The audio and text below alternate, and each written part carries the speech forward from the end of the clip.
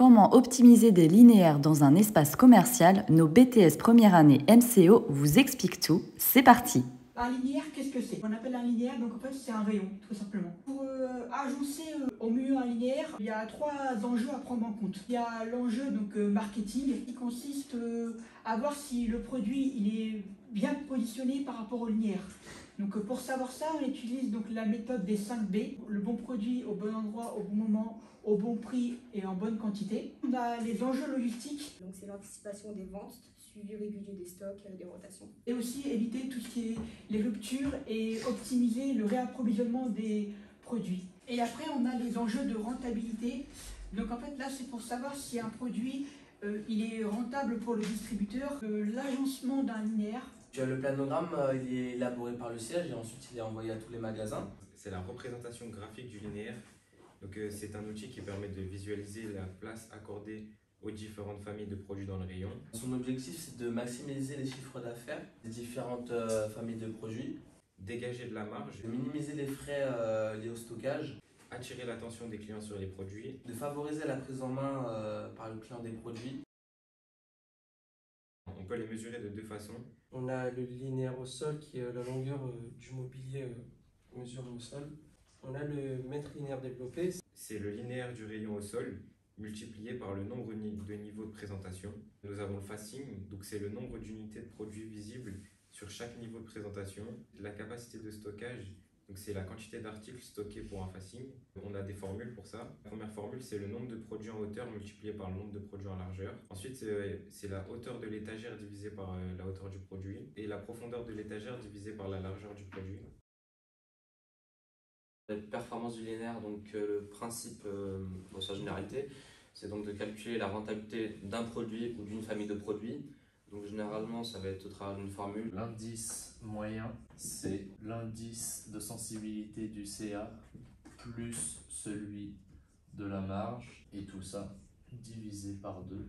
On peut en sortir un premier calcul à faire, l'indice de sensibilité du CA, qui lui correspond au pourcentage du chiffre d'affaires du produit, divisé par le pourcentage du linéaire développé, c'est-à-dire la place qu'il prend dans le linéaire. Et pour l'indice de sensibilité de marge, c'est la même chose, mais du coup avec le pourcentage de la marge en brut. Le but recherché, c'est de maximiser la rentabilité du rayon. On va chercher à avoir une rentabilité qui est le plus élevée possible pour optimiser le linéaire.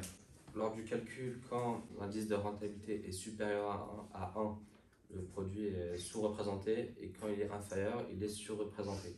L'indice de sensibilité du chiffre d'affaires sert à mesurer la productivité, l'indice de sensibilité à la marge sert à mesurer la rentabilité, et l'indice moyen sert à calculer l'indice corrigé en utilisant du coup les deux indices. L'indice de séduction d'un rayon regroupe l'indice de passage, qui est du coup le degré de fréquentation du rayon. Il y a l'indice d'attention, qui est la capacité du rayon à capter l'attention des clients. Et il y a l'indice d'attractivité, qui est la capacité du rayon à faire acheter le produit au client.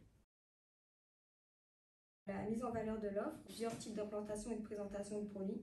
Donc il y a le livre touché. Tout simplement comme les téléphones, iPhone, etc.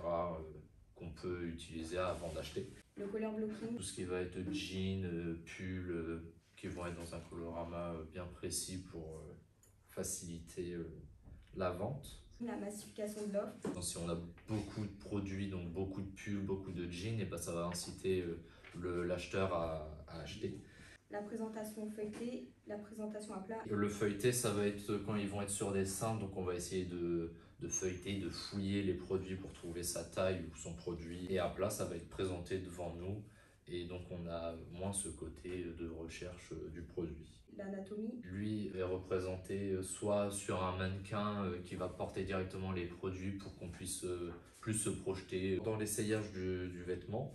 Et la symétrie. On peut le rejoindre avec le color blocking. C'est un aspect visuel qui correspond plus à l'acheteur pour l'inciter à acheter. Dans une deuxième partie, il y avait la mise en valeur des services. On met en valeur l'essence. Par exemple, dans un rayon, on met quelque chose avec des odeurs. L'organisation du linéaire doit tenir compte des exigences des marques nationales, donc Evian ou Lactel par exemple, et de celles des distributeurs qui proposent des marques de distributeurs, donc par exemple le Domios pour Decathlon. Le placement suit donc une logique de rentabilité et de visibilité de la marque. Pour l'implantation horizontale, les produits d'une même famille ou d'une sous-famille sont du coup mis à l'horizontale, ce qui incite le client à du coup passer dans le rayon jusqu'au moment où il fait son choix. Il y a l'implantation verticale, qui là du coup c'est pour créer un effet de masse pour le client. Il existe du coup la règle des 3 tiers, donc zone froide et zone chaude. La zone froide est un emplacement moins vendeur, la zone chaude est un emplacement vendeur et stratégique. Dans ces zones-là, il y a 4 niveaux d'implantation. Donc pour rester sur la zone froide, il y a le niveau du chapeau ou de la casquette. Donc c'est les produits qui sont au-dessus des yeux et la plupart du temps c'est des packaging qu'on voit au loin. Toujours zone froide, le niveau des pieds. Donc c'est des produits moins vendeurs on va dire et qui sont la plupart du temps volumineux, donc des packs d'eau ou des gros bidons ou autres. Niveau des zones chaudes, on a le niveau des yeux, donc il est rentable et vendeur. Les produits qui sont du coup réservés à cette place-là, c'est des produits qui sont un peu stratégiques. Et on a le niveau des mains, donc c'est les produits à forte marge qui du coup sont placés à ce niveau-là. Il y a du coup 3 autres stratégies d'implantation. Donc au niveau du prix, les moins chers, ils sont placés au bas du linéaire et les plus chers en haut du linéaire. Les placements en tête de gondole, qui se trouvent du coup au bout du rayon au niveau de l'allée centrale. Le double placement, donc les produits qui sont placés à 2 endroits différents. Donc par exemple, quand on en a parlé tout à l'heure, au niveau des vins, il y a du coup les vins tire-bouchon et on peut retrouver le tire-bouchon dans un autre rayon. L'implantation des produits en fonction du parcours client est très importante. Elle doit prendre en compte le sens de circulation du magasin. On distingue 2 types d'implantation. La phase positive. Les gondoles ils sont situés face au client lorsqu'ils se trouvent dans l'allée centrale. Et les produits d'impulsion sont privilégiés dans cette allée. Ensuite, la phase négative. Les gondoles sont dans le dos des clients, moins visibles. Et on trouve des produits complémentaires dans l'allée. Toute la classe vous remercie d'avoir regardé cette vidéo. On vous retrouve très vite pour de nouveaux conseils pour réviser.